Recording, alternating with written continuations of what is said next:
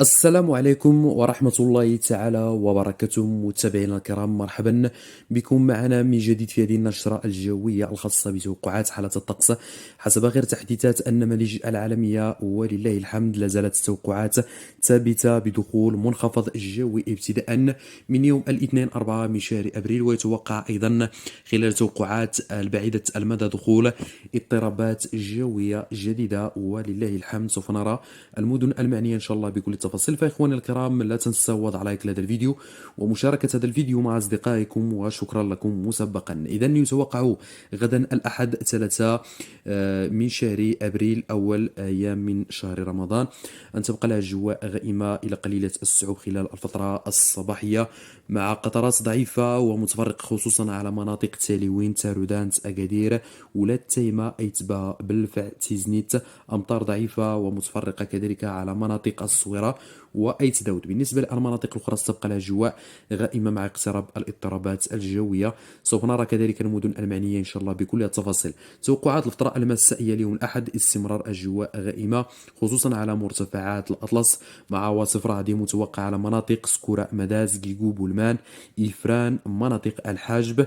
أمطار إن شاء الله وعواصف رعدية على مناطق ميدلت، كذلك تنفيت، أغبالة، القباب، إميلشيل، وكذلك تقبلي مناطق الزلال، زاوية أحنصال. أمطار ضعيفة متفرقة على مناطق أكيمدن، أمزميز، إيمنتانوت، أيت داود، الصويرة، وكذلك السفيخ، ميس، ولاد الحاج، حسب آخر تحديثات النماذج العالمية.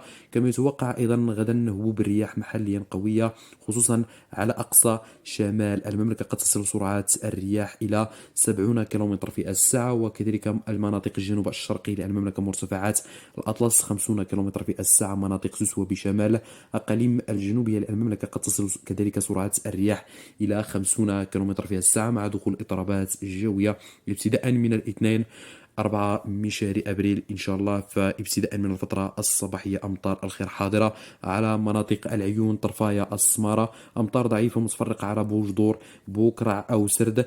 أمطار إن شاء الله وعواصف رعدية قد تكون قوية خصوصا على تيزنيت، سيدي إفني، قليميم، أسا، أشت، تفراوت، طاطا، كذلك مناطق أيتبا، بلفع، تارودانت، ولاد تيمة، أكادير، تاليوين، مناطق أيت داود، إيمنتانوت، أمزميز، كذلك مناطق إن شاء الله ورزتات، وأيضا أكيمدن. أمطار الخير متوقعة كذلك على مناطق مراكش، شيشاوة، وأيضا مناطق سيدي بوعثمان، خميس، ولاد الحاج، قلعة السراغنة، البروج، بن قرير، سيدي بن نور، الوالدية، السفي، ولاد فريج، الجديدة، القارة، سطات، مناطق وادز، مخربقة، الرماني والماس، بن سليمان، سلا، الرباط، الدار البيضاء، القنيطرة، الصخيرات، مناطق كذلك سيدي سليمان، قرية بن محمد، فاس، مكناس، الصفرو، المنزل، الحاجبة. أمطار إن شاء الله حاضرة على مناطق بركان، الناظور، الدريوش، الحسيمة، إساقن، أكنول، الصاكة، تاونات، تبودة، شفشاون، تطوان، وطنجة، حسب آخر تحديثات النماذج العالمية. مشاهدينا الكرام، بالنسبة للمناطق الأخرى ستبقى الأجواء غائمة إلى قليلة الصعوبة. يتوقع أيضا خلال الفترة الصباحية استمرار هذه الاضطرابات الجوية خصوصا على أقصى شمال المملكة، السواحل الغربية، وكذلك مناطق مرتفعات الأطلس، الشمال الشرقي، مرتفعات جبال الريف، مناطق سوسوة بشمال أقاليم الجنوبية، الحوز والشياضمة، مناطق الجنوب الشرقي للمملكة والجهة الشرقية، مع تساقطات مطر متوقعة خلال الفترة المسائية، قد تكون عاصفية خصوصا على مناطق الناظور، الدريوش، بن بوعياش، الحسيمة، أمطار شفشاون، ببرد، تطوان، وطنجة، الصلة. أمطار متواصلة على السواحل الغربية، مرتفعات الأطلس، سوسوة بشمال الأقاليم الجنوبية. يوم الثلاثاء 5 من شهر أبريل، فيتوقع مشاهدينا الكرام استمرار هذه الاضطرابات الجوية كما تشاهدون خصوصا على السواحل الغربية، الشمال الشرقي، أقصى شمال المملكة، مناطق سوس، الشياضمة، الحوز، مرتفعات الأطلس. كذلك بالنسبة ليوم الأربعاء استمرار هذه الاضطرابات الجوية مشاهدينا الكرام.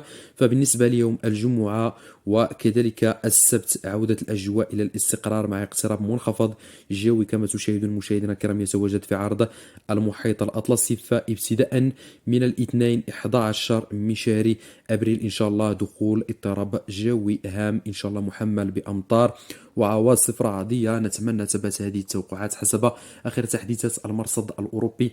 إن شاء الله هذه العواصف الرعدية قد تهم مناطق مراكش والشيشاو والحوزة، مرتفعات الأطلس، سوس، السواحل الغربية، الجهة المتوسطية. فبالنسبة للفترة المسائية اليوم الاثنين فيتوقع مشاهدينا الكرام استمرار هذه الاضطرابات الجوية، قد تكون محملة بعواصف رعدية محليا قوية.